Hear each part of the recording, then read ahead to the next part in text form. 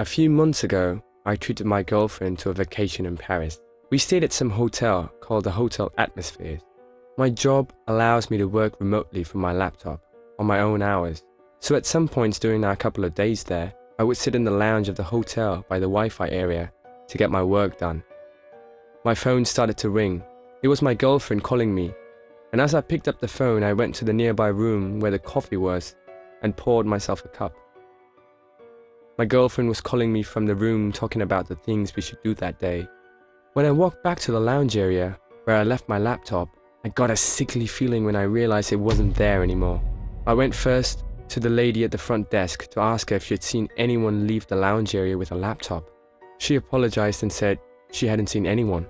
I asked her to check the cameras, to which she responded that they didn't have any cameras in the lounge area, and that also she wasn't in control of the footage that the cameras caught. She would have to get in contact with a manager who was not working that day. She offered that I submit a lost or stolen property to him.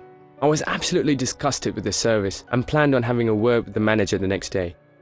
I had no choice but to go back to our room and angrily narrated the events to my girlfriend.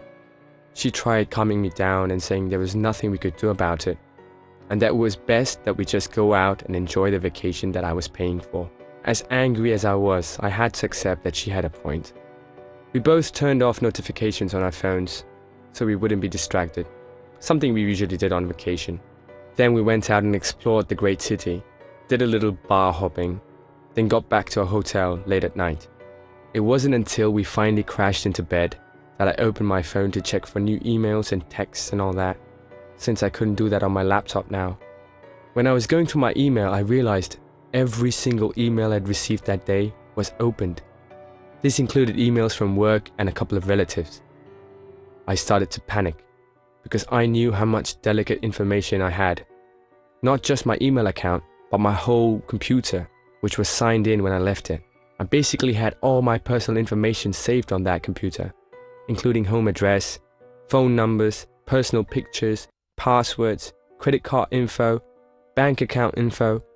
I was a fool for leaving it unattended for even a minute. I immediately changed all the passwords to my emails and other important accounts. That didn't matter for what was about to come through. After opening my messages app to check my text, since I hadn't done it all day, I noticed a text from an unknown number. It was a bunch of pictures that were saved on my computer. Bad personal pictures that I wouldn't want anyone to ever see. Then there were pictures I didn't remember taking, pictures of the hotel hallway and a hotel door. It was our hotel door. There was also a picture of me standing at the front desk talking to the lady about my missing laptop. It was taken from behind the glass door at the entrance of the hotel. Under all the pictures was a text saying, "I have all of your info, including your address and your current hotel room." This was sent using an untraceable phone number. "Don't bother contacting the police." The rest of the message basically demanded that I pay a certain amount of Bitcoin to a specific Bitcoin wallet, or else. It literally said, "or else." I'm not even fabricating this. I didn't know what else to do besides show my girlfriend the messages, as well as all the embarrassing pictures. She started to panic more than me, and she honestly just made me even more tense. I left the room to go to the bathroom to think.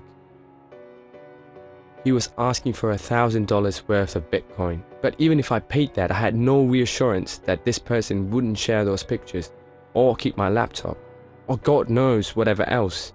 I decided that I wouldn't pay the ransom. My girlfriend agreed with my decision, and then we went back to bed. Of course, I was not tired at all anymore, neither was my girlfriend. We sat up leaning on the headboard of the bed, talking, thinking, and worrying for a couple of hours. And then, there was a knock at the window of our hotel room. We both gasped. Well, my girlfriend more so let out a short scream. I turned off the lamp so that whoever was out there couldn't see inside. I also shut the shades completely.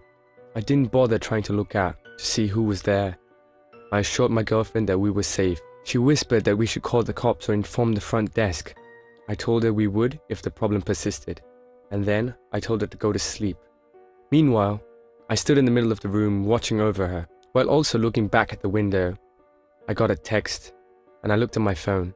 It said, "I'm looking into your room right now. I'm not playing games." Then there was another knock at the window. I decided to open the shade to see who was out there. I pulled the shade open. I couldn't see who it was, but there was someone standing on the other side of the class, looking in. My girlfriend screamed. I told her, shh, as I pulled it back shut. We packed our things and went to the front desk, telling the lady about the whole situation and requesting another room on an upper floor. She said she would alert the authorities and gave us a room card to another room on the 3rd floor. For the rest of the night, we slept close together. Well, I didn't sleep. I was awake all night waiting for a knock at the door. Morning came and the manager was in, so she took a look at the footage for the previous night. And of course, some guy with a hoodie, covering 90% of his face, went into the lounge as soon as I had left to get the coffee, and then walked out with my laptop. There was only one camera that actually caught the man in the act. She said she would forward all the video footage with that man over to the police. We were out of there. I blocked the number that was texting me. I had to accept defeat, but I didn't want to think about it anymore. There was nothing I could do about where those pictures would end up or some random person having my address. I canceled my credit cards and changed my passwords. There wasn't much else that I could do.